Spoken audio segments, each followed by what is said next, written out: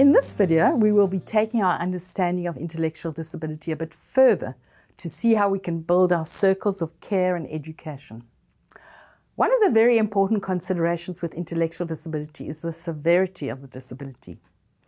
You might think that people with intellectual disability are all similar, but in fact there are big differences that have an impact upon their ability to learn as well as the support that they need.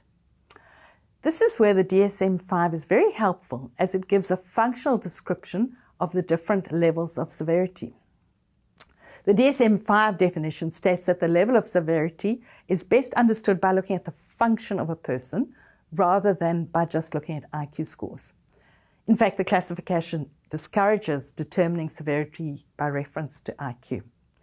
So instead of ending up with an IQ number, we get an idea of what the person can and cannot do, and more importantly, what we can do to support the child. The DSM looks at function in terms of the conceptual, social, and practical domains. So in this video, we're going to look at the 4 levels of intellectual disability in terms of severity. There's mild, moderate, severe, and then profound. And we're going to look at them with regard to the 3 domains. We're going to look at all the levels, but remember that in this course, we are focusing on severe to profound intellectual disability. But in order to be clear about this focus, it is good to understand all the other levels as well. Let's start with mild intellectual disability. In the conceptual domain, in very young children, there might be no obvious problems present. But when it comes to school-aged children, there are difficulties in learning, academic skills, and those involving reading, writing, arithmetic, time, or money. They might need curriculum adaptation. In adults, abstract thinking, short-term memory, and functional use of academic skills are reduced. So this results in a somewhat concrete way of thinking. As regards to the social functioning domain, communication, conversation, and language are more concrete or immature than expected for age. There may be difficulties in regulating their emotions and behaving in age-appropriate fashion. These difficulties are noticed by peers in social situations. There's also a limited understanding of risk in social situations, as social judgment is immature for their age. And the person is at risk of being manipulated by others. Yeah. From a practical functioning perspective, the individual may function age-appropriately in personal care, but may still need some support with complex daily living tasks in comparison to their peers. As an adult, support would include shopping, transportation, home, childcare organization, nutritious food preparation, banking, and money management. Recreational skills are the same as their peers, but judgment around well-being and organizing recreation time requires support. Employment is likely to be found in jobs that do not emphasize conceptual skills.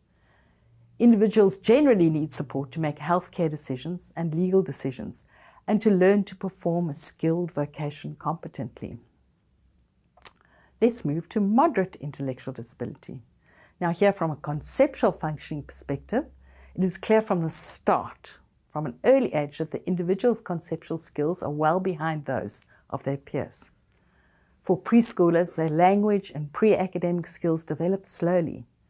And for school-age children, progress in reading, writing, maths, and understanding of time and money develops more slowly across the school years, and the level achieved is limited compared with their peers, such that as adults, academic skills development is typically at a primary school level.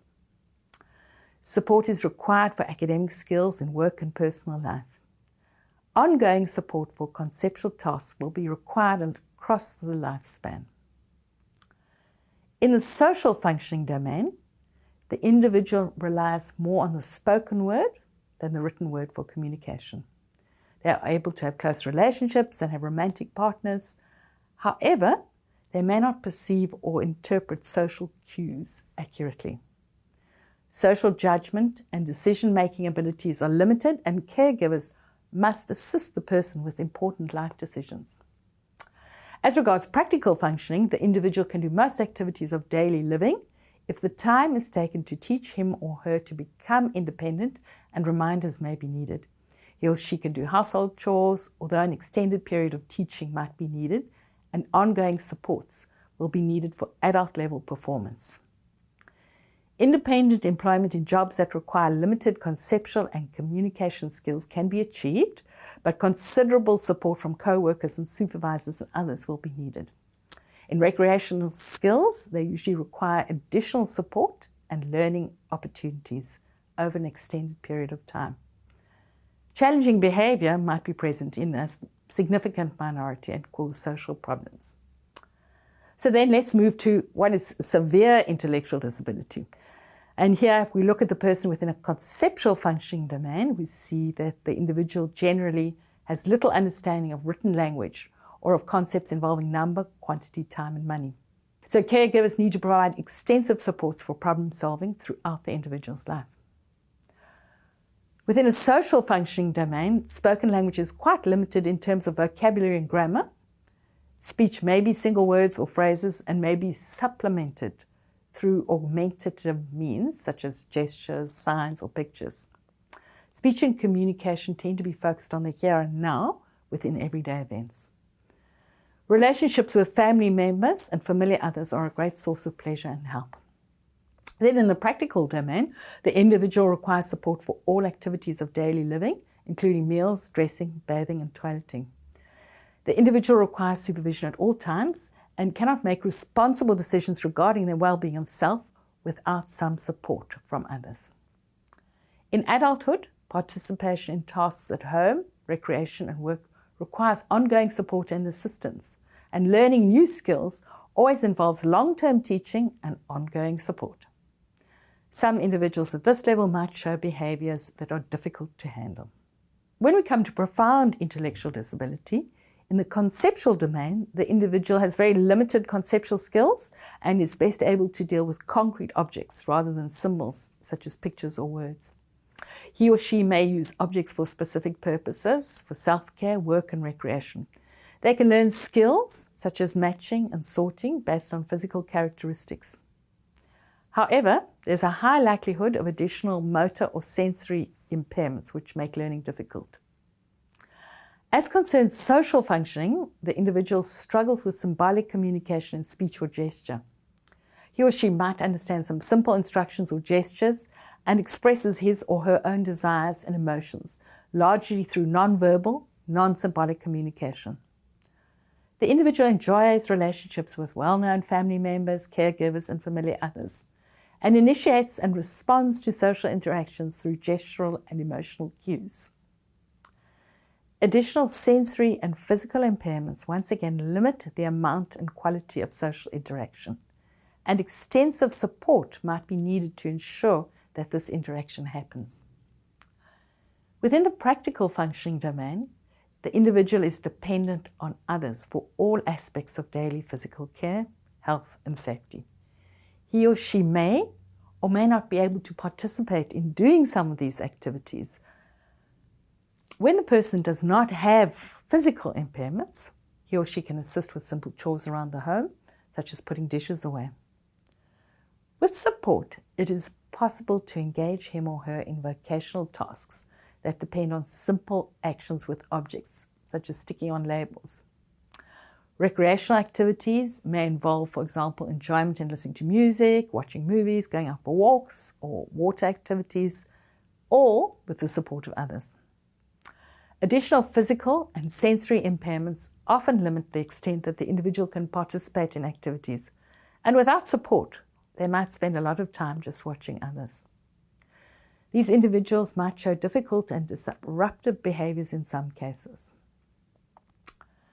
Now that we have looked at all these levels, I want to just point out that these levels of severity are not absolute. It might be that the child is more impaired in one domain than in another, or that they fall on the border between levels. It is also true that children at different levels might also have very similar needs. This is why we refer to this course as focusing on children with severe to profound intellectual disability, as we don't want to make a sharp divide between these levels. So you will see that the focus of this course is on the group with the highest levels of support needs, that is severe to profound.